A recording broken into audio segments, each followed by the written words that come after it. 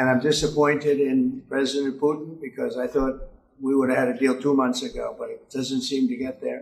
So based on that, we're going to be doing secondary tariffs if we don't have a deal in 50 days. जब NATO ही झगड़े में आना है या आना था तो ये 2-3 साल का इंतजार करना ही क्यों था? नेटो को नहीं ला सकते हैं सामने तो आपने एक मोहरा बनाया हुआ है जो यूक्रेन न जानते हुए भी बन गया है कि रूस कमजोर होता रहे। जो मेरा इस समय जो दौरा था रूस का उसमें मैंने 2-3 चीजें देखी। एक तो पुतिन का कंट्रोल स्टेट पर, इकोनॉमी पर, मिलिट्री पर और उनकी जनता पर कंप्लीट है। कोई उनको चैलेंज इस समय नहीं कर रहा है। जब वो कहते हैं कि सेकेंडरी सैंक्शंस लगाएंगे और जो चाइना इंडिया पर लगेंगे तो वो सिर्फ किस किस मामले में लगेंगे? चीन को पूरी दुनिया तेल बेचना भी बंद कर दे तो अगले 5 साल तक उसको दुनिया से तेल खरीदने की जरूरत नहीं पड़ेगी। तो फंसेगा कौन? भारत फंसेगा। भारत की स्थिति बड़ी क्लियर है रूस के मामले ठीक है।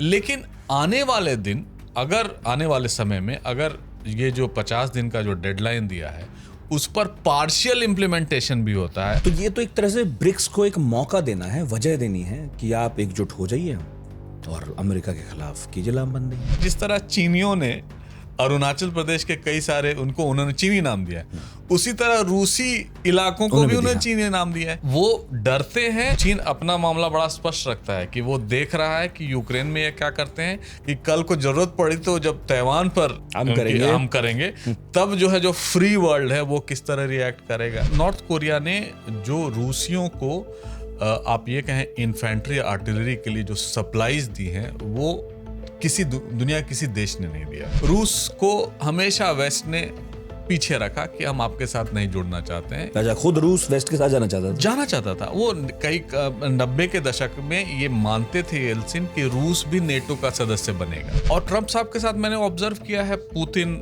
जेलेंस्की और ट्रंप जो बात करते हैं, जिससे वो लास्ट बात करते हैं उन्हीं की बातें वो करने लगते हैं। वो ऐसा दोस्त है कि राम के साथ जुड़ा हो, बात कर ले रात को तो अगली सुबह राम का हो गया, शाम से बात कर लेंगे तो शाम का हो गया।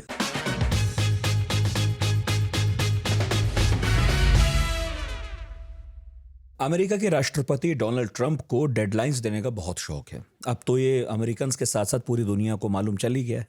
एक नई डेडलाइन आई है 50 दिन की। ट्रंप ने कहा है कि पुतिन 50 दिन के अंदर या तो पीस टॉक्स पर लौट आएं, बात कर लें, समझौता कर लें, युद्ध खत्म कर दें यूक्रेन के साथ, नहीं तो फिर वो सैंक्शंस लगाएंगे और बड़े बड़े। और इस बार सैंक्शंस की जद में सिर्फ रूस नहीं आएगा बल्कि वो देश भी आएंगे जो रूस के साथ लगातार व्यापार कर रहे हैं, अमेरिका की सुन नहीं रहे। चाइना और इंडिया खासकर इसमें शामिल हैं। तो हो ये रहा है कि अमेरिका से लेकर रूस तक और दिल्ली, बीजिंग सब परेशान है क्योंकि इस बार ट्रंप ने जो कहा वो सब पर असर डालेगा। कुछ और भी कहा है। ये कहा है कि यूक्रेन को अब वो ज़्यादा उन्नत हथियार देंगे, ऐसे भी जो उस पर हो रहे हमले को रोकें और ऐसे भी जो कम से कम क्रेमलिन मॉस्को तक वार करें। अब नेटो भी शामिल है। आपको याद होगा इस लड़ाई की जड़ में नेटो ही था।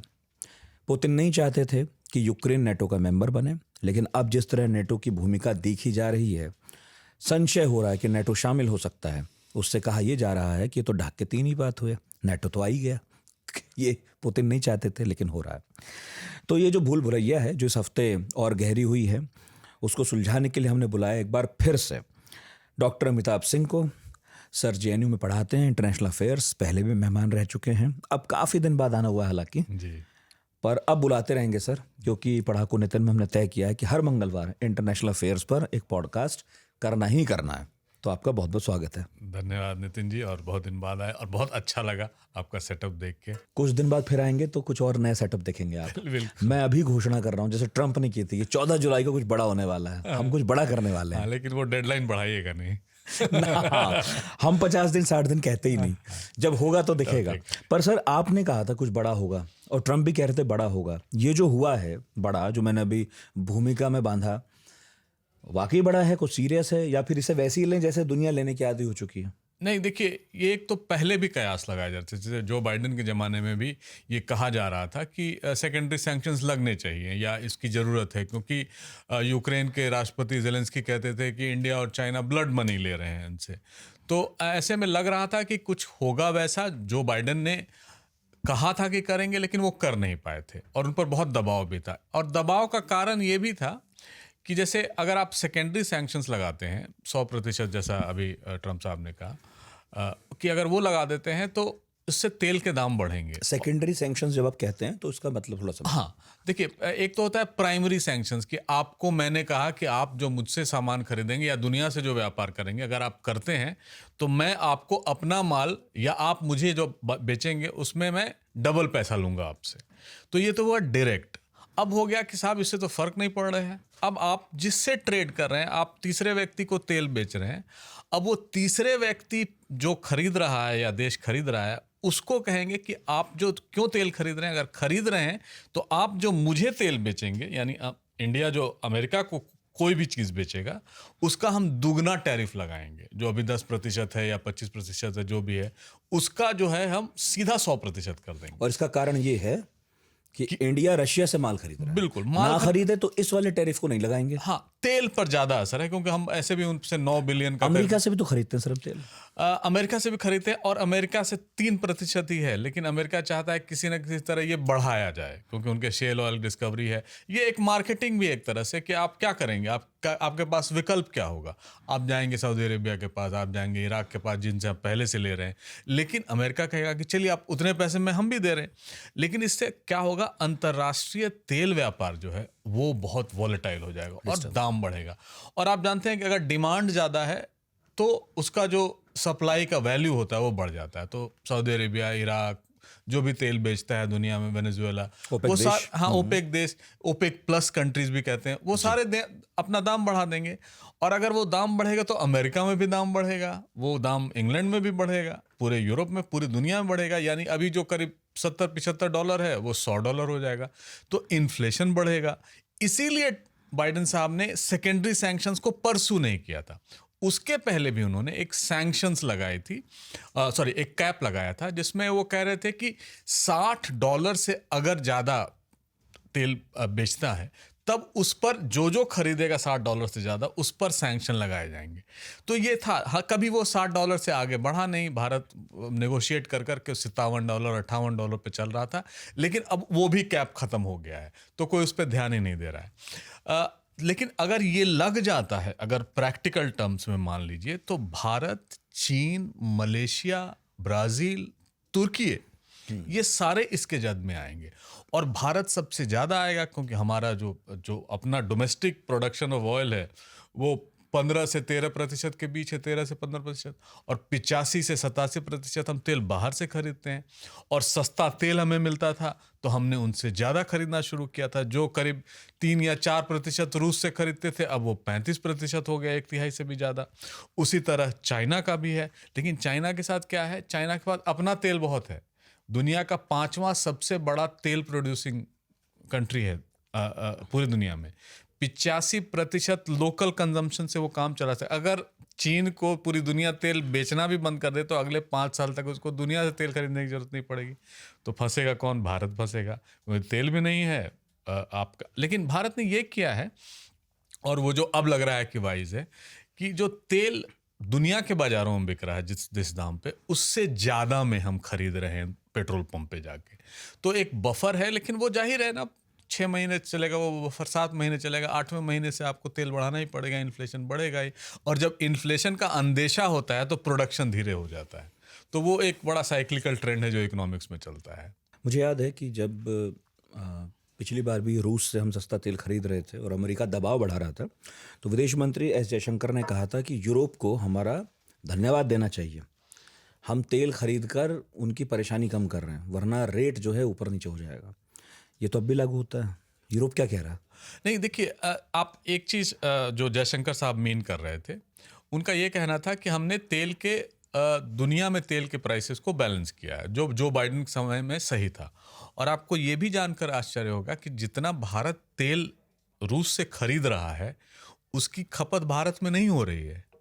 वो क्या हो रहा है, जो क्रूड ऑयल उनसे खरीदते हैं, जो कच्चा तेल खरीदते हैं, वो रिलायंस और न्यारा, ये 2 कंपनियां हैं गुजरात में और मतलब पश्चिमी तट पे, अरेबियन सी के इसमें, जो उनसे खरीदती हैं, उनको रिफाइन करती हैं और यूरोप में और अमेरिका तक में बेचती है। रूस का ही तेल हाँ, और साफ करके बेचती है। और मुझे जहां तक पता है नीदरलैंड्स में एक स्पेशल पोर्ट है जो भारत के तेल को जो रूस से आया हमने धो धा के उसको रिफाइन करके उनको बेचा और वो दुनिया को बेच रहे हैं। अपना ब्रांड लगा के अपना ब्रांड लगा के, तो मतलब भारत से आया और पूरे यूरोपियंस को पता है। और पहले भी जब ये बात हो रही थी तो ईयू में भी इसकी बात चली, उन्होंने भी कहा कि नहीं ये गलत हो रहा है, लेकिन बात वहां आई गई होगी। लेकिन जो ट्रंप साहब ने कहा है वो थ्रेट तो है, और आप देखेंगे कि ट्रंप साहब को थ्रेट शायद अब बाजार उतना सीरियसली नहीं लेता है। कोई तेल के प्राइस में उछाल नहीं आया, कोई शेयर स्टॉक्स में उसके चलते कोई परिवर्तन नहीं आया। रूस में थोड़ा सा गिरा, आज फिर ठीक हो गया। फिर ठीक हो गया। तो ट्रंप को सीरियस नहीं लेना है, या 50 दिन तक नहीं लेना, उसके बाद तो लेना पड़ेगा जैसे जैसे मियाद खत्म होगी। हाँ नहीं, अब जैसे ट्रंप साहब का 90 दिन का एक मियाद थी जो 9 जुलाई को खत्म हो गई। अब वैसे उन्होंने रशिया से ऐसे बयान आए हैं कि ये सब बातें हमने पहले भी सुनी है। हाँ। 1 महीना 1 हफ्ता हो गया।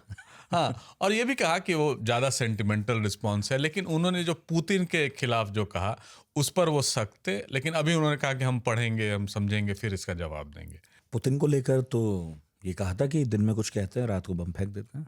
हाँ, वो बड़ा इंटरेस्टिंग था कि मार्क रट जब गए उनसे बात कर रहे थे तो नेटो वाले, हाँ नेटो, तो उन्होंने प्रेस कॉन्फ्रेंस जो हो रही थी या जो प्रेस से बात हो रही थी उसमें उन्होंने कहा कि आज अपनी घर जाते हैं तो अपनी पत्नी से कहते हैं आज मेरी व्लादिमीर से बात हुई। तो बात हुई और काफ़ी अच्छी बात हुई। उसके बाद मेलानिया जो हैं वो टीवी चलाती हैं और देखती हैं और बोलती हैं कि देखो तुम्हारी बात हुई, तुम्हारे दोस्त ने फिर बम गिरा दिया और 600 ड्रोन गिरा दिए। तो ट्रंप को भी ये मतलब बताना बड़ा सहज रूप से कह रहा था कि जो कहते हैं वो करते नहीं। घर में बड़ा एम्बेरस हो रहे हैं वो, एम्बेरस हो गया। और घर में और उसके कई सारी थियरीज भी निकलने लगी कि शायद मिलेनिया के दबाव में आके ट्रंप साहब ने पुतिन को ऐसा कहा होगा या उन्होंने एक फर्म स्टैंड लिया है। तो ये सब चीजें तो है, लेकिन ट्रंप का एक चीज है कि वो ट्रांजैक्शनल है। हम सब जानते हैं कि वो मुनाफा घाटा ये सारा देखते हैं, तभी वो कोई डिसीजन लेंगे। अगर उनको लगा कि उनके देश में इन्फ्लेशन बढ़ेगा, मुद्रास्फीति बढ़ेगी, ऑलरेडी दुनिया बड़ी डिस्टर्ब्ड है इनके टैरिफ पॉलिसी को लेके, कल क्या होगा, शाम में क्या बोलेंगे, सुबह क्या बोलेंगे, अगर ये एलिमेंट भी आ जाता है उसमें जोड़ दिया जाए 50 दिन बाद वाला, तो बाजार पूरी तरह से असंतुलित हो जाएगा। और तेल जो है वो बड़ा वॉलेटाइल इशू है, सबको तेल की जरूरत पड़ती है किसी न किसी फॉर्म में, एनर्जी की। अगर वो करते हैं तो ये अमेरिका के लिए भी अच्छा नहीं होगा। तो ये तो ट्रंप बहुत बखूबी जानते हैं। जब वो कहते हैं कि सेकेंडरी सैंक्शंस लगाएंगे और जो चाइना इंडिया पर लगेंगे, तो वो सिर्फ मतलब मैं जानना चाहूँ किस किस मामले में लगेंगे, हम ऐसा क्या बेचते हैं, क्या खरीदते हैं, मैं एक तस्वीर समझना चाहता हूँ। हम पर क्या महंगा पड़ेगा? देखिए, भारत का सबसे बड़ा जो कॉमर्स या कमर्शियल रिलेशन है वो अमेरिका के साथ है। सबसे ज़्यादा मुनाफा उनसे हम करते हैं, और औसतन हम अभी मतलब ट्रंप साहब के पहले 2.5% एवरेज उनको टैरिफ हम देते थे, यानी जो सीमा शुल्क होती थी या जो भी कस्टम्स होता था वो हम देते थे। जो भी पैसा अमेरिका के सरकारी खजाने में जाता खजाने में जाता था। 100 रुपये का सामान हम उनको 102 रुपये 50 पैसे में बेचते थे। अब वो जो है, जो अगर ये लग जाता है 10% के अलावा या जो 25% जो लगाया उसके अलावा, तो हर चीज पर टैरिफ 100%, यानी 100 रुपये का सामान जो उनको हम बेचते थे 102 रुपये 50 पैसे में, अब वो सीधा 202 रुपये 50 पैसे हो जाएगा हर चीज। तो मतलब अमेरिका के बाजार में हमारे सामान के खरीदार कम हो जाएंगे और हमारा जो जाहिर है जब कम होंगे तो हम उनसे व्यापार कम हो जाएगा उनसे, क्योंकि मान लीजिए 200 रुपये का टी शर्ट जो 100 रुपये में खरीदता था वो क्यों खरीदेगा, वो इंडोनेशिया से या पेरू से, बांग्लादेश से वो खरीदेगा। तो इस तरह हमारा जो बैलेंस ऑफ ट्रेड हमारे फेवर में था करीब $60 बिलियन, वो चला जाएगा, वो उनके इसमें चला जाएगा, तो व्यापार ही खत्म हो जाएगा और भारत को बहुत बड़ा लॉस होगा उसमें। व्यापारिक लॉस होगा। आम लोगों को क्या, माने भारत के आम लोगों, तो अगर आप मान लीजिए एक शर्ट बनाने वाली कंपनी है जो शर्ट वहां बेचती है, 100 रुपये का शर्ट था, अब वो 200 रुपये में बेचेगी। तो जाहिर है उनका मुनाफा कम हो गया। अब वो जो व्यापारी 20 रुपए कमा रहा था, अब वो 20 रुपए फॉरगो तो नहीं कर सकता, 200 रुपए वहाँ बिकेगा नहीं। जब वो बिकेगा नहीं तो यहाँ अनएम्प्लॉयमेंट होगा। जो $60 बिलियन का मुनाफा हो रहा था, उसमें उस ट्रेड में जितने भी वर्कर्स थे, एक सप्लाई चेन था, वो सारा डिसरप्ट हो गया। कपास कम बिकेगा, एम्प्लॉयमेंट कम मिलेगा। तो ये सारी चीज़ें करके और एक ग्लट आ जाएगा मार्केट में, बहुत सारी चीज़ें बनी हुई जो सस्ते दामों में दुनिया में बेची जाएंगी। और जाहिर है जो व्यापारी 80 रुपए का लागत का सामान उनको 100 रुपए में बेच रहा था, वो 40 रुपए पे नहीं आ सकता है। अगर 40 रुपए आएगा तब भी 100% जोड़ दीजिए तो 140 रुपए हो जाता है, और 120 रुपए और जोड़ 160 रुपए हो जाता है। तो वो कहाँ से करेगा? तो यानी वो अपना दुकान बंद कर देगा या नया मार्केट खोजेगा, उसमें समय लगेगा। तो वो जो टाइम गैप है वो बड़ा क्रूशियल रहेगा, और भारत के लिए ही नहीं, चीन के लिए भी सबसे ज़्यादा ये घाटे वाला सौदा होगा। इसमें ब्राज़ील भी शामिल है? ब्राज़ील भी शामिल है, ब्राज़ील का भी ट्रेड सरप्लस है। तो जब मैं नाम सुनता हूँ कि चाइना शामिल है, इंडिया शामिल है, ब्राज़ील शामिल है, तो फिर मुझे ब्रिक्स याद आता है उससे, कि अभी तक कोई सीरियसली नहीं रहा था। अब ट्रम्प ने सीरियसली लेना शुरू किया। ब्रिक्स के बारे में कुछ उलझुल बातें भी हुई थी। तो ये तो एक तरह से ब्रिक्स को एक मौका देना है, वजह देनी है कि आप एकजुट हो जाइए और अमेरिका के खिलाफ कीजिए लामबंदी, क्योंकि कर रहा है अब अमेरिका उनके साथ ऐसी छिड़खानी। मैंने जब ये सुना तो मुझे लगा कि अब ब्रिक्स को करना चाहिए जिस तरह G7 करते हैं। हाँ। कि वो इनवाइट करते हैं अन्य राज्यों को, बड़े राज्यों को, कि आइए आप देखिए, हमारे पार्टनर बनिए, डायलॉग पार्टनर एक तरह से। तो जब उनकी मीटिंग खत्म होती है, अगले दिन इंडिया, भारत जैसे देश या हंगरी जैसे देश जो G7 के मेंबर नहीं है, वो आके उसमें शिरकत करते हैं, मिलते हैं, फोटो वोटो खिंचवाते हैं। तो एक लगता है कि हम भी उनके साथ जुड़े हुए हैं। अब भारत को या ब्रिक्स को ये करना चाहिए कि वो डेवलप्ड कंट्रीज के जैसे अमेरिका, ब्रिटेन, उनको बुलाए। लेकिन एक चीज तो है कि ब्रिक्स को सीरियसली लिया जाने लगा है।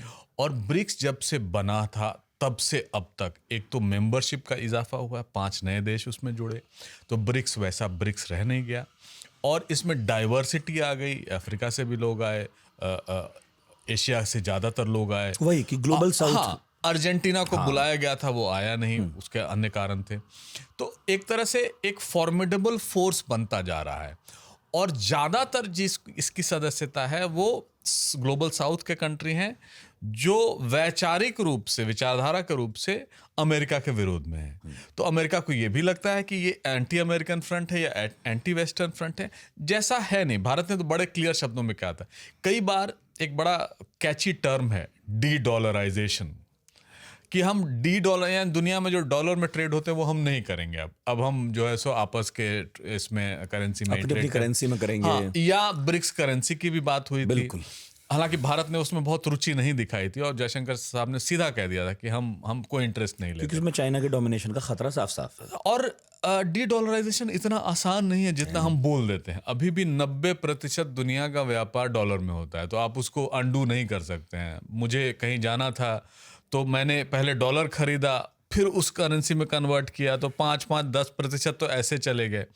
और जब यूरोपियन यूनियन बना था तो यूरो बनाया गया था, लेकिन यूरो भी कभी डॉलर को रिप्लेस करने के इंटेंशन से नहीं बना था। और यूरोप, और यानी यूरोपियन यूनियन एक बहुत बड़ा इकोनॉमिक कम्युनिटी, उसने जब डी-डॉलराइज नहीं कर पाया किया, तो भारत और चीन के बूते हैं नहीं, रूबल को क्या करेगा। और उसमें एक जो बास्केट ऑफ करेंसी है, जो स्टेबल करेंसी है, उसमें डॉलर है, युआन भी है, लेकिन हमारा ट्रस्ट उस पर नहीं है, क्योंकि एक तो व्यवस्था है जो चली आ रही है और कोई जल्दी छेड़ना नहीं चाहता।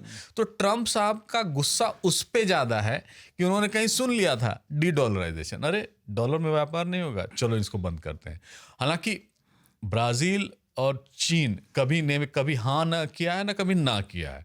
और चीन तो बहुत सारे देशों के साथ, खासकर अभी जो सैंक्शंस के बाद रूस के में है, वहाँ आप RMB में ही ट्रेड होता है, युआन में ही ट्रेड होता है।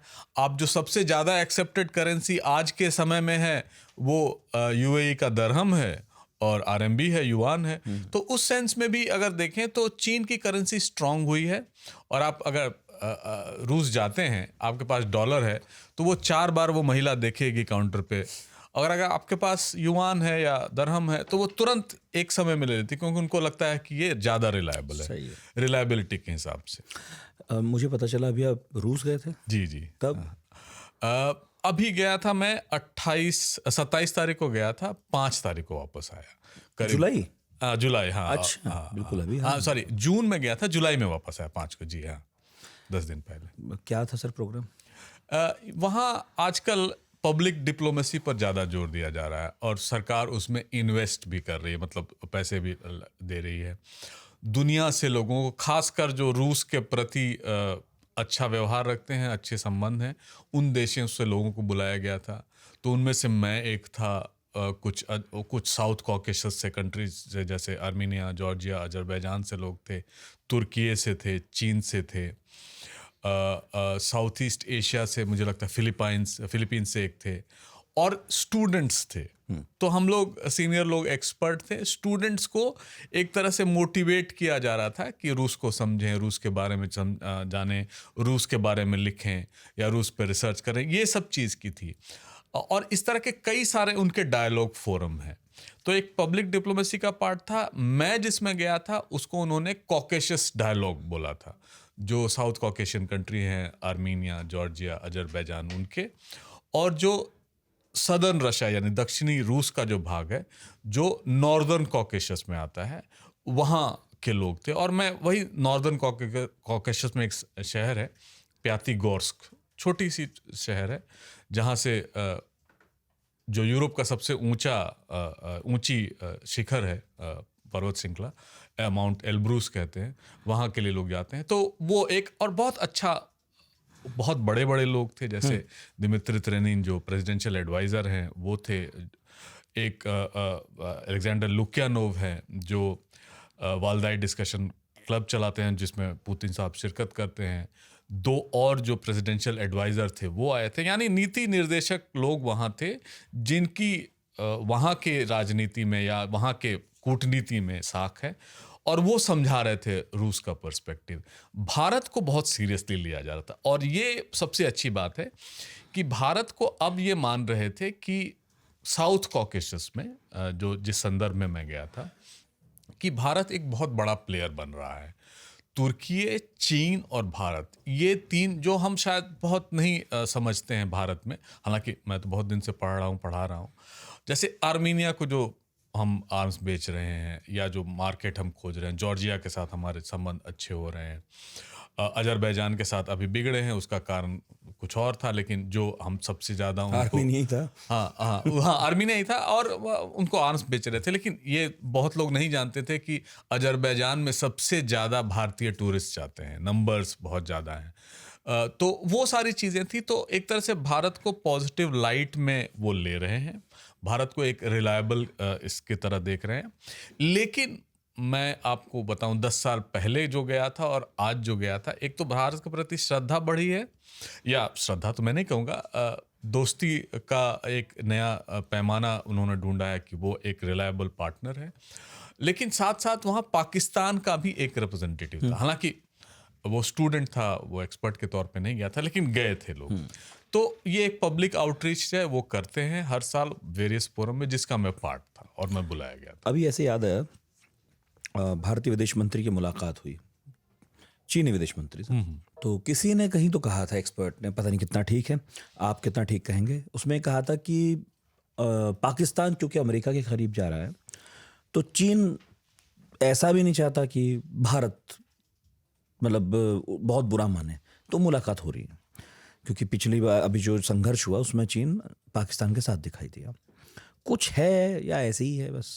हाँ, नहीं, देखिए, चीन और पाकिस्तान का संबंध जो है, वो मैं ये कहूँ कि बड़ा एक सेंटिमेंटल सा रिलेशनशिप हो गया है, जिसको अमेरिका, रूस उस तरह से तोड़ने, और आज की दोस्ती नहीं है ना, 65 के युद्ध के बाद चीन, जब से भारत से दुश्मनी है पाकिस्तान की, तब से चीन से दोस्ती है पाकिस्तान की। एग्जैक्टली।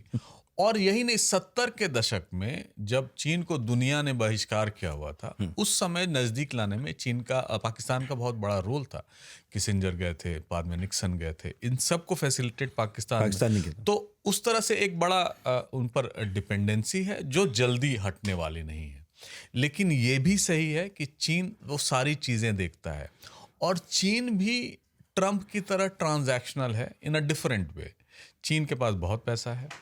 चीन ने करीब 50 से 55 बिलियन यूएस डॉलर्स का इन्वेस्टमेंट किया है सीपेक में, चाइना पाकिस्तान इकोनॉमिक कॉरिडोर में। तो सीपेक में इन्वेस्टमेंट है और सीपेक में उनके स्टेक्स बहुत ज़्यादा हैं। आप समझिए ना कि वो पूरा मलक्का स्ट्रेट को बाईपास करके एक नया रूट बन जाना, जो अपने आप में एक क्रांति है, वो कर रहे हैं। तो वो भी नहीं चाहते हैं कि उनका जो इन्वेस्टमेंट है वो बिगड़े।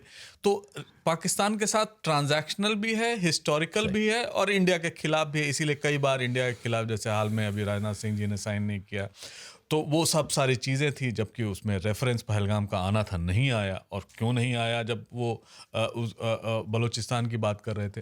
तो ये सारी चीज़ें हैं। लेकिन एक बड़ा रोचक चीज़ है जो आम लोग नहीं समझते हैं और आपके दर्शकों को और श्रोताओं को बड़ा रोचक लगेगा। किसी ने पूछ दिया कि अब तो रूस और एक चीनी जो आए थे उनसे पूछा, एक्सपर्ट से, कि अब रूस और अमेरिका क्लोज आ रहे हैं, अब चीन का क्या होगा। तब उस पर थोड़ा सा रूसी भी शक पकाए और चीन वाले भी शक पकाए। उन्होंने कहा कि देखिए, रूस अमेरिका के साथ क्लोज आ नहीं सकता, क्योंकि जो इस तरह के संबंध बने हैं उसमें अमेरिका सबसे बड़ा है, उनका एक तरह से दुश्मन है। और चीन और अमेरिका कभी दोस्त बन नहीं सकते, क्योंकि चीन भी सुपर पावर है, अमेरिका भी सुपर पावर है, हमारा ट्रांजैक्शनल रिलेशनशिप है, ट्रंप के समय तो नहीं आ सकते हैं बाद में। तो ये एक डर सता रहा है चीनियों को कि अगर ट्रंप और पुतिन दोस्त हो जाएंगे तो इनका क्या होगा। मतलब अगर दोस्ती बन गए तो जो ये सुपर पावर का फसाड है वो तो ख़त्म हो जाएगा। और रूसी भी, मैं ये बता दूं, जितने भी एक्सपर्ट से मैं बात करता हूं, रूसी भी बड़े खुश नहीं होते हैं। वो भी सशंकित रहते हैं चीन से कि ये क्या कर देगा आगे अगर ये रहा। और हिस्ट्री भी उनकी है। और ये भी बड़ा रोचक है, जिस तरह चीनियों ने अरुणाचल प्रदेश के कई सारे उनके जो हमारे ये हैं उनको उन्होंने चीनी नाम दिया है, उसी तरह रूसी इलाकों को भी उन्होंने चीनी नाम दिया है। तो वो डरते हैं, या ये कहें सशंकित रहते हैं, डरते तो नहीं हैं। लेकिन इस समय मरता क्या ना करता, जो उनका सबसे बड़ा सपोर्टर है, जितना उनको सप्लाई चाहिए वो सारी चीन से आ रही है। आप उनके बाजार में चले जाइए, जितने भी चीनी माल हैं या चीनी प्रोडक्ट हैं वही दिखते हैं। हालांकि तो पूरी दुनिया में दिखते हैं, लेकिन वहाँ कुछ खासकर ज़्यादा दिखते हैं। जैसे आपको एप्पल फ़ोन नहीं मिलेगा, सिर्फ शाओमी के स्टोर्स मिलेंगे, चाहे उस तरह चीनी फ़ोन जो मिलते हैं। कपड़ों, ड्रेसेस में सारे चीनी, टॉयज़ में सारे चीनी। अगर आप ये माने कि इस समय रूस के पास चीन नहीं होता तो रूस की हालत बहुत बुरी होती। वाकई। तो इसीलिए ट्रंप ने कहा है कि भाई अब सैंक्शन लगाने का समय आ गया है चीन पर और भारत पर। रूस बहुत ज्यादा आश्वस्त है क्या चीन को लेकर, और नॉर्थ कोरिया को भी लेकर? देखिए, नॉर्थ कोरिया का भी कुछ रोल है। हाँ, नॉर्थ कोरिया का भी रोल है। नॉर्थ कोरिया ने जो रूसियों को आप ये कहें इन्फेंट्री आर्टिलरी के लिए जो सप्लाईज दी हैं, वो दुनिया किसी देश ने नहीं दिया है। यही नहीं, उन्होंने 15,000 सोल्जर्स दिए थे, 15,000 और कमिट किया है। और यही नहीं, रूसियों और नॉर्थ कोरियंस ने तो पैक्ट भी साइन किया है कि उन पर जो अटैक होगा वो अपने पर अटैक मानेंगे। यही मान के वो चलें, जो नेटो का क्लॉज 5 है वो एक तरह से नॉर्थ कोरिया और रूस के बीच हो गया है। और नॉर्थ कोरिया को भी बहुत फ़ायदा हो रहा है। इनके पास कैश पैसे नहीं है, खाने के लिए अन्न नहीं है, वो सारी चीज़ें रूस से उनको मिल रही हैं। और नॉर्थ कोरिया को डर भी नहीं कि सैंक्शन का अमेरिका से। उनको क्या, वो तो पहले ही से मुक्त हो चुके हैं इन बातों से। हाँ। अभी नेटो की बात हुई सर, नेटो के चक्कर में सारा झंझट था। पुतिन यही कह रहे थे कि नेटो को ख़त्म हो जाना चाहिए था, क्योंकि अब जब सोवियत यूनियन नहीं बचा तो काहे का नेटो। लेकिन नेटो धीरे धीरे नए मेंबर बना रहा है। यूक्रेन को बनाना चाह ही रहा था, नहीं चाह रहा था पता नहीं, लेकिन एक फ्लर्ट तो हो ही रहा था। अब जो खबरें आ रही हैं वो ये आ रही हैं कि अमेरिका खुद तो जा नहीं रहा, लेकिन नेटो को मजबूत कर रहा है, हथियार बेच रहा है कि अब यूक्रेन को अब बचा लो। जब नेटो ही झगड़े में आना है या आना था, तो ये 2-3 साल का इंतजार करना ही क्यों था? देखिए, एक तो पुतिन का ये आर्गुमेंट बहुत सही है कि जब वॉर्सो पैक्ट खत्म हो गया, यानी जो ईस्टर्न खेमा था, सोशलिस्ट खेमा था, उनका जो कलेक्टिव सिक्योरिटी ट्रीटी थी, वो जब खत्म हो गई तो नेटो क्यों रहा। और नेटो को भी एक दुश्मन चाहिए था। आप अपनी आइडेंटिटी कैसे बनाते हैं? कहते हैं ना कि ये मैं पुरुष हूँ, ये महिला है, तो अपनी आइडेंटिटी बन गई। मैं फला हूँ तो मैं उससे अच्छा हूँ। तो नेटो को एक दुश्मन खोजना था। हाँ, मतलब सामरिक दृष्टि से अगर कुछ देश जुड़े हैं Exactly. तो उन्हें एक दुश्मन चाहिए, लड़ने के लिए चाहिए, तब बनेंगे, नहीं तो और उसमें बंधे हुए भी थे क्योंकि बैठे बिठाए सारा उनका सिक्योरिटी का जिम्मा वो ले रहे थे। इटली जैसा देश 0.7% जीडीपी खर्च करता था। अमेरिका जैसा देश 3.75% खर्च करता है उस पे। तो ये एक जो, और अमेरिका को भी उससे कोई हर्ज नहीं था, एक तरह से हेजेमोन था ही, एक सार्वभौमिक शक्ति के रूप में पूरे यूरोप में था ही। इसका फायदा सबसे ज़्यादा जो मुझे लगता है वो दो तरह से हुआ। एक तो जर्मनी को फायदा हुआ था, एक तो सस्ता तेल उनको और गैस मिलता था, और दूसरा फ्रांस को फायदा हुआ था क्योंकि एक तरह से गारंटी, यानी जर्मनी फ्रांस को गारंटी मिल गई थी कि सस्ता तेल और ये मिलेगा और आपस के झगड़े में नहीं पड़ेंगे। क्योंकि एक तो जर्मनी की सेकेंड वर्ल्ड वॉर के बाद जो हानि हुई थी, या ये कहें उनको डीमिलिटराइज किया गया था, तो एक युद्ध की संभावना से भी बचा यूरोप। लेकिन जो आपका प्रश्न था कि नेटो भी ही क्यों नहीं कूद जा रहा है, देखिए नेटो बड़ी एक चालाक संस्था के तौर पर अब दिख रही है। नेटो चाहती क्या है कि एक स्ट्रैटेजिक डिफीट हो, एक सामरिक पराजय हो रूस की, बिना कोई बंदूक या गोली चलाए। दूसरे के कंधे पे बंदूक रख के चला रहे हैं, अगर वो कूद जाते तो हो सकता है युद्ध खत्म हो जाता है, या युद्ध एक परिणति उसकी मिलती, वो भी नहीं दिख रही है सामने। अब जिस तरह से ट्रंप काम कर रहे हैं, अब ट्रंप का वो मोमेंटम बदल गया है, और पहले से भी था कि अब वो पैसे नहीं देना चाहते हैं यूक्रेन को, या उनको पैसे के बिला पर उनको एड नहीं देना चाहते, या असला नहीं देना चाहते, या आयुध के सामान नहीं देना चाहते।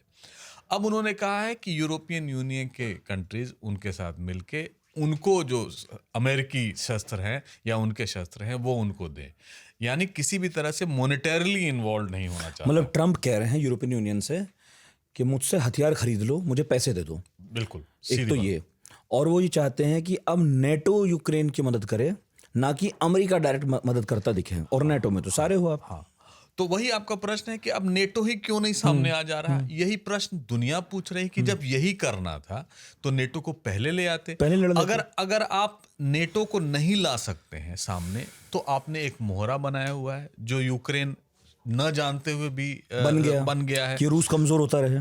और शायद इसमें जेलेंस्की की थोड़ी लापरवाही, मैं कहता हूं, कोई भी अगर स्टेट्समैन होता तो वो समझता कि ऐसे देश के साथ युद्ध करने का क्या फायदा जब मुझे चंदा या उधार लेके ही खर्च करना और लड़ना पड़ेगा। तो अब जो अगला प्रश्न आएगा, यक्ष प्रश्न, वो कहेगा अब तो नेटो सीधा आ गया है इसमें, क्योंकि वो खरीद रहा है और इनको दे रहा है, उनके सामान दे रहा है। और इस तरह पुतिन भी तो सही साबित हुए।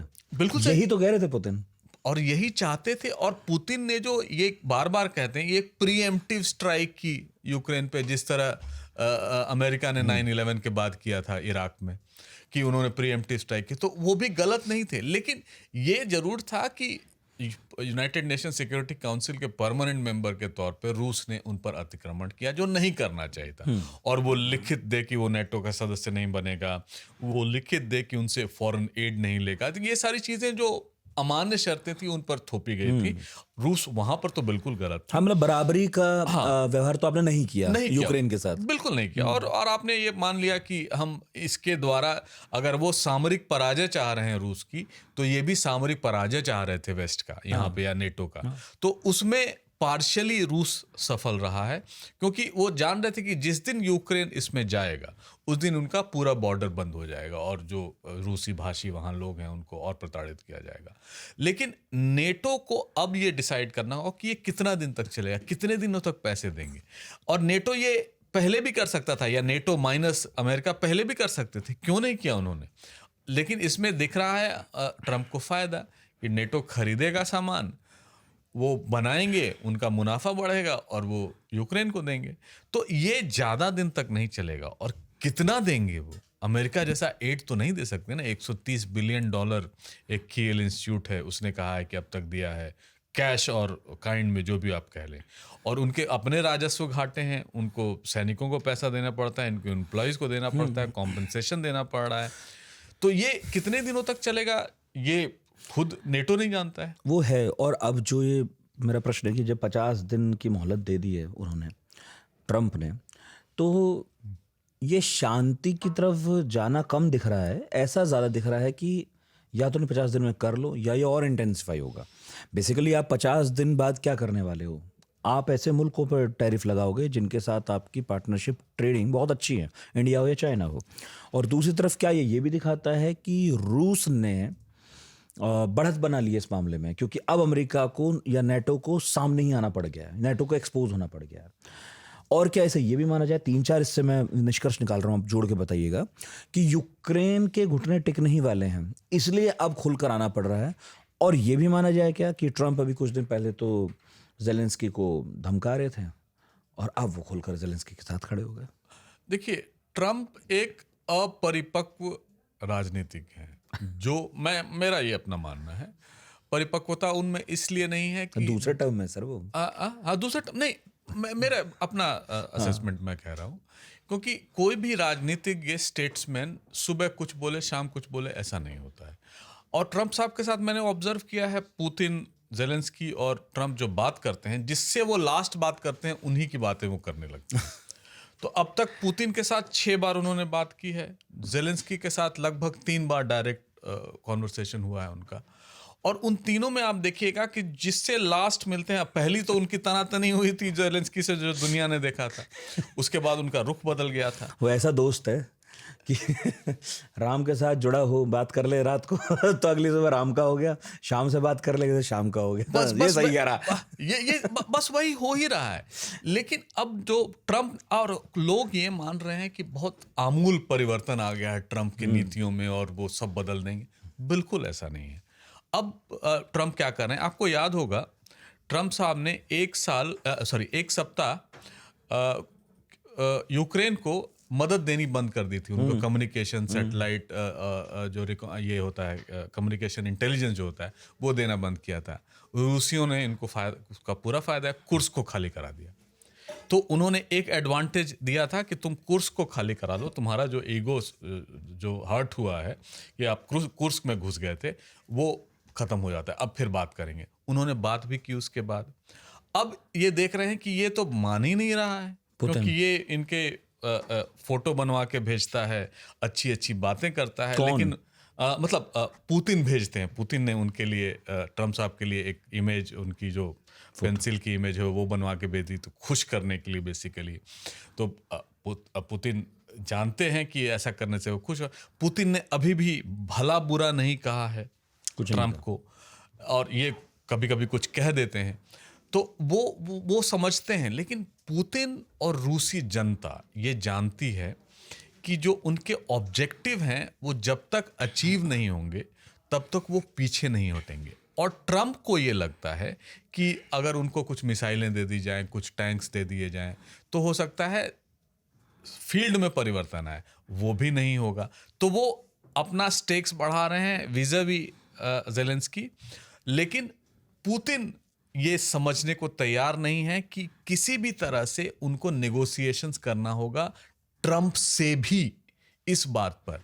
और वो जो उनका इंटेंडेड एम है कि वो जो 4 रीजन हैं, खेर्सोन, जापोरिजिया, खार्किव और दोनेत्स्क लुहांस्क वाले जो रीजन है, वो उन्होंने कॉन्स्टिट्यूशन में, संविधान में परिवर्तन करके उनको अपना भाग बना लिया है।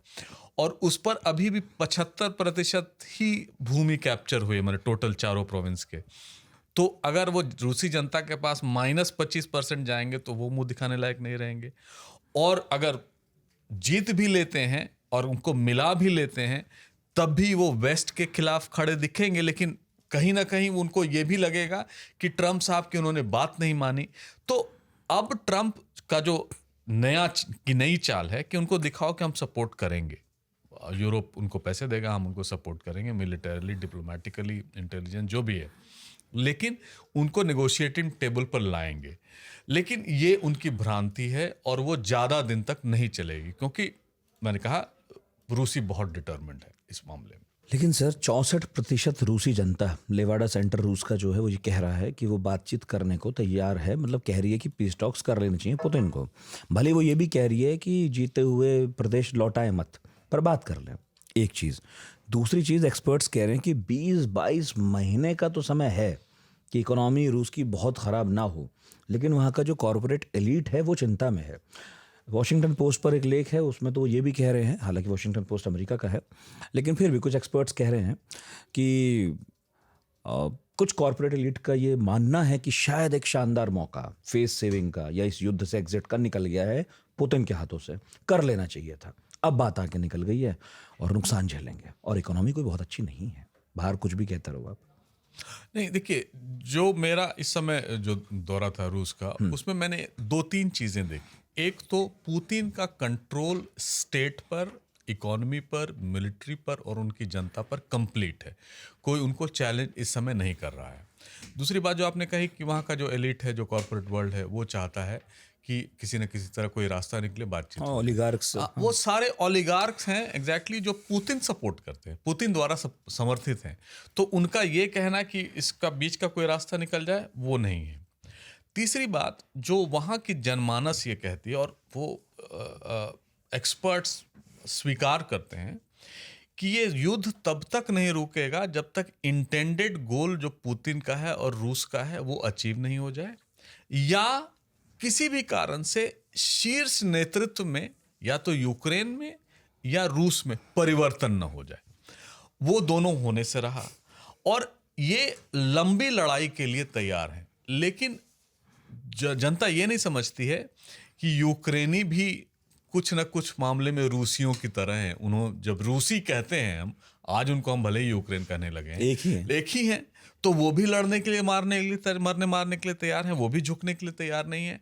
तो ऐसे में एक बीच का रास्ता न जेलेंस्की चाहते हैं न पुतिन चाहते हैं। इसीलिए बहुत जरूरी है ये समझना कि जब तक वो परिवर्तन उनकी मानसिकता में ना हो या शीर्ष नेतृत्व में, दोनों जगह में नहीं हो, तब तक जो ग्राउंड रियलिटी है वो नहीं बदलेगी। चाहे वो कॉर्पोरेट चाहे या ट्रम्प चाहे, ये लंबी लड़ाई के लिए तैयार है और वो पूरी तरह से निश्चिंत है कि हमें कुछ नहीं होगा। अभी भी आप ये समझिए ना, इकोनॉमिस्ट का डेटा है, वो कहती है 12 लाख लोग हताहत हुए हैं रूस के। और हताहत का मतलब कुछ जिनके जो वॉर फ्रंट पे इंजर्ड भी हुए हैं, मेडिकल हेल्प की जरूरत है। लेकिन ये तो सही है कि 2.5 लाख रूसी सैनिक मारे गए हैं, इकोनॉमिस्ट भी कहता है, और अन्य सोर्सेज से भी कोलेट करके जो किया गया है वो 2.5 लाख। तो 2.5 लाख छोटा नंबर नहीं है। 14 करोड़ की जनता जिसमें 2.5 लाख सिर्फ मर जाए, वो और मरना ही नहीं है, उनके कॉम्पनसेशंस होते हैं, उनके बहुत सारे ऐसी चीज़ें होती हैं जिनको उनको करना होता है, तो वो भी नहीं कर पा रहे हैं। तो अब पुतिन के समक्ष कोई प्रॉब्लम नहीं है। आप रूसी जनता से बात करेंगे या उनसे, आप जैसे, मैं तो 3 बार गया पिछले 10 साल में, उनके जीवन स्तर में, शैली में कोई परिवर्तन नहीं है। आप विदेश से जाके आपको लगेगा कि शायद मैं अपना कार्ड नहीं चला पा रहा हूँ, कॉफ़ी खरीदना होता है तो जो पीछे हटना पड़ता है कि कैश सब जगह चलता नहीं है या आपके पास होता नहीं है। उस तरह से परिवर्तन आया है। कुछ थोड़ी क्लोज सोसाइटी हो गई है। जैसे आप रूस पहले जाते तो एयरपोर्ट पर ही सिम खरीदते थे और पूरे रूस में यूज़ करते थे, अब वो नहीं है। एक नई तरह के आइडेंटिफिकेशन का हो गया। आप मतलब 8-10 दिन के लिए जा रहे हैं, 20 दिन के लिए जा रहे हैं, तो आप सिम नहीं खरीद सकते हैं, बड़ा डिफिकल्ट प्रोसेस है। या जब किसी होटल में जाते हैं या गेस्ट हाउस में जाते हैं तो आपको पूरी तरह से आपको माना जाता है कि एनिमी है, या एक उस तरह से ट्रीट करते हैं। वो सुरक्षा कारणों से, ऐसा नहीं है कि आपको भारतीय जान के, बल्कि सुरक्षा कारण आपको पूरे बैग को खोल के सर्च करेंगे। यानी रूसी जनता के, और सबसे मज़ेदार है कि अगर कोई भी आवाज़ अगर हेलीकॉप्टर की भी आ रही है तो लोग बाहर खड़े होकर देखने, कहीं ड्रोन मेरे तरफ तो नहीं आ रहा। तो ये सारी चीज़ें हैं जो उनमें आई हैं। लेकिन रूस में इस समय पब्लिक बिल्कुल आहत नहीं है इस युद्ध से। और उनका जो हिस्ट्री रहा है, अगर आप देखें first world war, second world war, खासकर सेकेंड वर्ल्ड वॉर जिसको ग्रेट पेट्रियोटिक वॉर कहते हैं, उसमें कोई ग्रेट पेट्रियोटिक वॉर कहते हैं, वो कहते हैं, हाँ वो कहते हैं। वो इसलिए भी कहते हैं क्योंकि, और ग्रेट पेट्रियोटिक वॉर का अपना एक संदर्भ है, 1821 में जो नेपोलियन ने कहा था उसको भी पेट्रियोटिक वॉर कहते हैं। और आप ये मान लीजिए कि उनके इतिहास में ये दर्ज है कि 1941 से और 44 के बीच कोई ऐसा हाउस होल्ड नहीं था जिसका कोई एक एडल्ट मेल फैमिली मेंबर युद्ध में मारा नहीं गया हो। तो वो उस चीज के लिए प्रिपेयर्ड रहते हैं। हालांकि वो जानते हैं, कई पीसनिक्स वहां जो हैं वो कहते हैं कि वार्ताएं होनी चाहिए, लेकिन उन पर आम जनजीवन पर कोई फर्क नहीं पड़ा। दुनिया उनके लिए वैसे ही चल रही है और जैसे वैसे भी सर, जब 2.5 लाख लोग किसी मुल्क के मारे जाएं, शहीद हो जाएं, तो फिर मुझे लगता है कि यू टर्न लेना घाटे का ही सौदा है। फिर तो कोई भी मुल्क यही सोचेगा, उसकी सरकार या आवाम, कि जहां 2.5 लाख मारे गए तो बदले में अब तक अगर कुछ नहीं मिला हो तो थोड़ा बहुत और होने ही दो अब। यही एग्जैक्टली जो आप कह रहे हैं, यही स्पिरिट है रूसी जनता का, कि जब हम इतना आगे बढ़े तो हमें पीछे हटने का कोई कारण नहीं है। और जब तक गोल्स जो डिफाइंड हैं वो अचीव नहीं किए जाते हैं, तो हम अगर पीछे हट जाते हैं तो फिर यूक्रेन ही नहीं है, पूरी दुनिया मेरे पीछे पड़ जाएगी। और रूस जैसा रिसोर्स रिच कंट्री किसी भी दुनिया के लिए एक प्राइज कैच होगा। जैसे अगर आप द्वितीय विश्व युद्ध को भी देखें तो जापान को इन्होंने निहत्था कर दिया, जर्मनी को निहत्था कर दिया। जापान का संविधान मैकार्थर ने 7 दिन में बनवा दिया। उनके ट्रूप्स को ख़त्म करके आज भी वहाँ उनके अमेरिकन ट्रूप्स उनके आइलैंड्स पे 35,000 हैं। तो वैसी स्थिति अगर रूस की वो करना चाहते हैं तो उनको तो कभी भी स्वीकार्य नहीं होगा, तो वो मरने मारने के लिए तैयार है।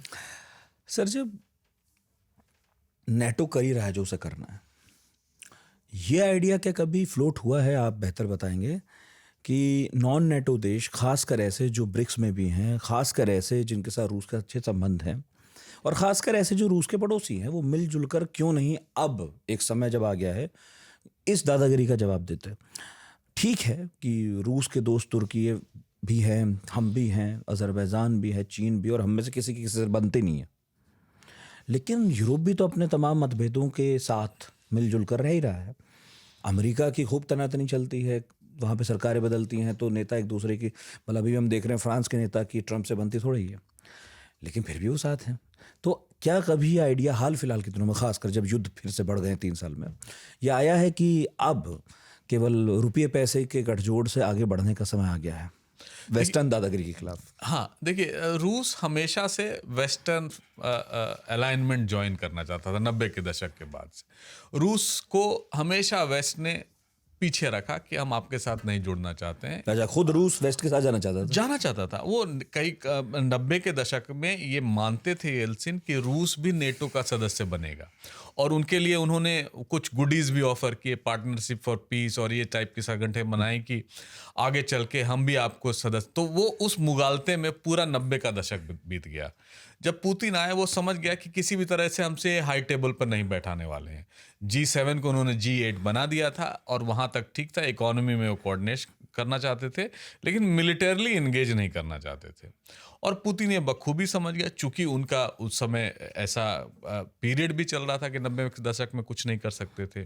जब पुतिन आए, तेल के दाम बढ़े, तो रूसी 96-97 नहीं, पुतिन आए 99 में प्राइम मिनिस्टर बने, एक्टिंग प्राइम मिनिस्टर। उसके बाद 2000 में वो पूरी तरह से प्रेसिडेंट बन गए, और तब से पुतिन काल ही चल रहा है आज 25 साल 26 साल से। तो उन्होंने इकोनॉमी सुधारी। इकोनॉमी सुधारने का कारण ये भी था कि जो तेल के दाम थे वो बहुत बढ़ गए, तो अचानक जो उनका राजस्व या घाटा था, जो फिस्कल डेफिसिट था, वो बढ़ गया। लेकिन पिछले 3 साल में जो आप कह रहे हैं कि इकोनॉमी के लेवल पे क्यों ना हम कोऑर्डिनेट करके इनसे दोस्ती कर ले, रूस ऐसा कभी नहीं चाहता था, क्योंकि जानता है कि वो रूस को वीक करना चाहते हैं। अगर वो रूस को वीक करते हैं तो उनके जितने भी ट्रेडिंग है, और खासकर गैस और तेल जो उनका जो व्यापार करते हैं, वो उनके फायदे में नहीं रहेगा, और वो सिर्फ उसको यूज करेंगे जिस तरह उन्होंने गल्फ कंट्रीज को यूज किया है। तो रूस कभी भी वो नहीं चाहता था। और रूस का अगर इतिहास भी देखें तो 100 साल से तो वो सुपर पावर रहा लगभग। अगर आप देखें उनका इतिहास 1917 के बाद से लेकर कम से कम 1990 तक, वो 91 तक वो सुपर पावर थे। लेकिन 90 के बाद जो दुर्दशा हुई थी, खासकर डिसइंटीग्रेशन के बाद, उसके बाद हर रूसी ये जानता था कि हम सुपर पावर हैं, हम सुपर पावर बनने का स्टेटस रखते हैं, और पुतिन ने उसको दिखाया कि हम सुपर पावर हैं। तो इकोनॉमी के तर्ज पे वो उनसे दोस्ती कर सकते थे, लेकिन चाहते थे कि वो जो मिलिट्री हाई टेबल है, हाई चेयर है, उस पर भी वो बैठाया जाए। अमेरिका उनको कभी ये तैयार नहीं था। इसलिए जैसे ही अफगानिस्तान से विड्रॉ किया, उन्होंने रूस को अपना टारगेट किया कि रूस को टारगेट करके यहाँ पे युद्ध करते हैं तो अमेरिका का वर्चस्व बना रहेगा, नेटो का औचित्य बना रहेगा। लेकिन मैं ये कह रहा था कि रूस एक ऐसी लामबंदी या मोर्चाबंदी क्यों नहीं करता इस पश्चिमी दादागिरी के खिलाफ? अब तो हो गया जो ना, तब तो क्लैरिटी है ना उन्हें कि अमेरिका अपने साथ बैठाने वाला नहीं है। नहीं, लामबंदी कर रहा है ना, जैसे भारत, चीन, इनके साथ वो आर्थिक है। आर्थिक तौर पे वो भले ही हम नहीं जाएंगे सामरिक तौर पे, हमें पता है, लेकिन फिर भी क्या ऑफर होता है कभी कुछ? नहीं, कभी ऑफर वैसा हुआ, मैंने कहा था 90 के दशक में हुआ था नेटो ने। अब वो ऐसा कुछ नहीं हो रहा, क्योंकि ये मानने 2014 में जब इन्होंने क्राइमिया को रीइंटीग्रेट किया रूस के साथ, उसके बाद से रूस को लगने लगा कि ये, और उसके पहले ही लगने लगा था कि ये हमें मूर्ख बना रहे हैं, और G8 तो बना दिया लेकिन किसी भी तरह से मिलिट्री पावर हमें समझते नहीं है। और क्राइमिया एक बहुत प्राइज पोजीशन था हिस्ट्री से, नेपोलियन के समय से, या यूं कहें उनके जितने सम्राट थे रोमन डायनेस्टी के, तब से क्राइमिया को इन्होंने वापस लिया। उसके बाद से इनकी मोर्चाबंदी शुरू हो गई कि अब जो है इनको किसी न किसी तरह दुनिया को भी दिखा देना कि हम एक पावरफुल स्टेट है। और उसी के तहत पुतिन ने ऑब्जेक्टिव भी शुरू किया था जो आज तक चल रहा है। और वो जब तक अपने आप को मिलिटरली एस्टैब्लिश नहीं कर लेंगे एज अ सुपर पावर, अगर नहीं भी कहें तो एक एज ए यूरोपियन पावर, तब तक वो चुप बैठने वाले नहीं है। हालांकि चीन के साथ चीन और रूस ने मिलकर तो कह ही दिया कि हमारा सहयोग किसी भी हद तक जा सकता है, तो वो तो आर्थिक और सामरिक दोनों है ही। बस मैं यही सोचकर कई बार हैरान होता हूँ कि क्यों पुतिन या रूस ये कोशिश नहीं करते कि इस किसी भी हद तक सहयोग वाली बात में और देश क्यों नहीं जोड़ दिए जाते 10-5? हाँ, एक तो ज्योग्राफी भी उनके देखें, उनके देश के चारों तरफ देखें तो कौन कौन से देश हैं, सारे यूरोपीय देश हैं। फिनलैंड एक बचा हुआ था जो उसका सदस्य नहीं बता, जो बॉर्डर शेयर करते हैं, जो नेटो का सदस्य वो भी सदस्य बन गया। बेलारूस के साथ उनकी दोस्ती है, ये बहुत अच्छी दोस्ती है। पोलैंड के साथ दोस्ती हो नहीं सकती, यूक्रेन के साथ तो चल ही रहा है। और आप नीचे आ जाएं, जॉर्जिया, साउथ कॉकेशस, उनके साथ भी कभी मधुर संबंध होते हैं, कभी लड़ते हैं। जैसे जॉर्जिया से उन्होंने 2008 में 5 दिन की लड़ाई की थी, बुरी तरह जॉर्जिया को हराया, लेकिन वो फिर अब साथ होने लगे हैं, हालांकि ओवर्टली नहीं, सामने तौर पे नहीं, लेकिन काफ़ी। आर्मीनिया उनका बहुत अच्छा दोस्त था, कलेक्टिव सिक्योरिटी ट्रीटी ऑर्गेनाइजेशन जो एक नेटो टाइप संस्था थी, उसका वो सदस्य भी है, लेकिन अब वो उनसे पीछे हटने लगा क्योंकि अजरबैजान आर्मीनिया युद्ध में उनको सहयोग नहीं किया।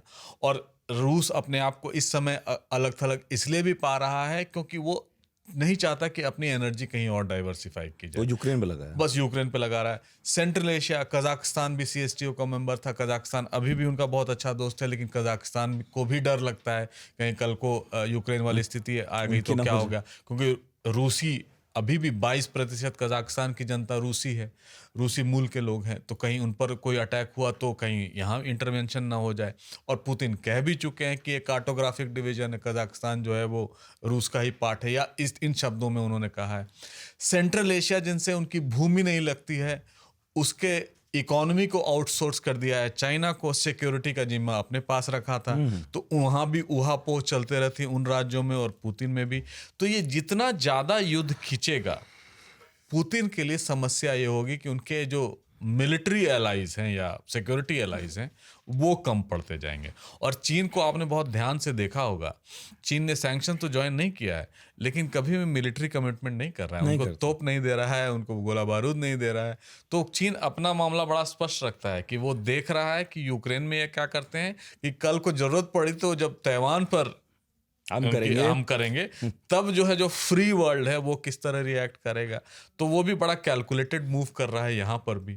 और चीन तो दुनिया से व्यापार करता है, दुनिया से संबंध बिगाड़ना नहीं चाहता है, ये भी सत्य है। आज तक चीन ने क्राइमिया को रिकॉग्नाइज नहीं किया है रूस का पार्ट। ये देखिए कितनी बड़ी कूटनीतिक चालबाजी है कि क्राइमिया उनका पार्ट भी और रिकॉग्नाइज भी नहीं करते। और अपना उनको ये है कि सब कह दें one China one China policy चलता रहे वो। आखिरी सवाल है सर, लौट कर आते हैं ट्रंप पर। 2026 के मिड टर्म्स भी हैं सामने, 2028 के चुनाव भी होने ही हैं। ट्रंप का तो हालांकि आखिरी टेन्योर है ये, जो भी जैसा भी होने वाला है, पता नहीं क्या होगा उनके जाते जाते तक दुनिया में। लेकिन ये भी सच है कि रूस चीन के साथ कितने भी कैसे भी संबंध अमेरिका के रहे हों, घरेलू पॉलिटिक्स में हर राष्ट्रपति उन पर सख्त दिखना चाहता है। मतलब अमेरिकन को ये बहुत पसंद है कि उनका राष्ट्रपति चीन या रूस के खिलाफ बहुत सख्ती से बात करे। तो क्या ये बस थोड़ी सी पोजीशनिंग उस सब के लिए है कि अभी चुनाव भी हैं और ट्रम्प ये भी दिखाना चाहते हैं कि दोस्ती है पुतिन से, लेकिन ऐसे भी नहीं कि किसी भी हद तक चला जाऊंगा टाइप। तो सिर्फ वो भी अभी फ्लर्ट ही कर रहे हैं, थोड़ा बहुत ऐसे ही दिखावा है। क्योंकि आखिरी सवाल है तो मैं चाहता हूँ उसमें आप समअप कर दें संक्षेप में, या फिर सीरियस होने का टाइम है, क्योंकि भारत जैसे देश तो मतलब ये क्षमता नहीं रखते कि उन पर इतने भारी भारी सैंक्शंस लग जाएं और उन्हें उफ भी ना करें। वो ऐसा तो मुझे तो नहीं दिखता कम से कम। देखिए, इस समय रूस की जो स्थिति है वो बड़ी डिफिकल्ट है, जिसको किसी भी आम श्रोता या दर्शक को समझ में नहीं आती है। वो ये है कि रूस सुपर पावर बनना चाहता है, जो 1991 के पहले था वो, लेकिन वो उनमें ताकत नहीं है, कुवत नहीं है, लेकिन वो रीजनली किसी भी तरह से दिखना चाहता है कि वो बहुत असर्टिव है। रूस ये भी जानता है कि चीन का महत्व दुनिया में बहुत बढ़ गया है। आने वाले दिनों में चीन से टकराव हो या ना हो, लेकिन चीन एक पावरफुल राज्य की तरफ बना रहेगा। लेकिन रूस को ये मनवाना है पूरी दुनिया को कि वो एक सुपर पावर था, एक कम से कम अपने आस पड़ोस में वो सुपर पावर रहना चाहता है। वो उसकी मंशा है जो वेस्ट रिकॉग्नाइज नहीं कर पा रहा है, और यूरोपीय देश इस समय पूरी तरह से लामबंद हो गए हैं रूस के खिलाफ। भारत के साथ दुविधा क्या है? एक तो हम पूरी तरह से डिपेंडेंट हैं तेल के लिए, एटलीस्ट दुनिया पर या वेस्ट एशिया पे, अब रूस पे, और हमें हमारे इकोनॉमी जो पिछले 25 सालों से या 30 सालों से जो आगे बढ़ रही है, उसको किसी भी तरह से हम रोकना नहीं चाहते हैं। इसीलिए हमने कई कॉम्प्रोमाइज़ेस किए हैं, आगे भी कॉम्प्रोमाइज़ करेंगे। तो हम रूस के साथ तो खड़े हैं, लेकिन दुनिया को हम ये भी दिखाना चाहते हैं कि हम फ्री हैं, स्ट्रैटेजिक ऑटोनॉमी है। हम पूरी तरह से रूस के साथ खड़े तो नहीं हो सकते। हालांकि ये जरूर है कि युद्ध में शांति हम चाहते हैं, हम बुद्ध के देश के हैं। बाकी यूएन में हम उनको सपोर्ट करते रहेंगे, एब्सटेन करते रहेंगे, या सपोर्ट तो नहीं करते हैं, एब्सटेन करते रहेंगे। तो भारत की स्थिति बड़ी क्लियर है रूस के मामले में। लेकिन आने वाले दिन, अगर आने वाले समय में अगर ये जो 50 दिन का जो डेडलाइन दिया है उस पर पार्शियल इम्प्लीमेंटेशन भी होता है। अब ये कह दें 50 दिन के बाद ट्रम्प कि हम 20% करके हर महीने बढ़ाते जाएंगे या हर 6 महीने बढ़ाएंगे, तो भारत की कमर टूट सकती है और फिस्कल जो लॉस होगा वो बहुत ज़्यादा होगा। तो भारत को कॉम्प्रोमाइज करना होगा। लेकिन ये भी सत्य है कि भारत तेल के लिए रूस से दोस्त नहीं था। तेल तो बाहर से मिल जाता है, हमेशा ही था। हम और जयशंकर साहब ने बड़ा अच्छा किया, जो भी सस्ता तेल देगा हम उसके पास जाएंगे, खरीद लेंगे। उसमें क्या है, ट्रांजैक्शनल रिलेशनशिप है, और हम उनसे कोई सेंटिमेंटल रिलेशन इस मामले में एटलीस्ट नहीं रखें।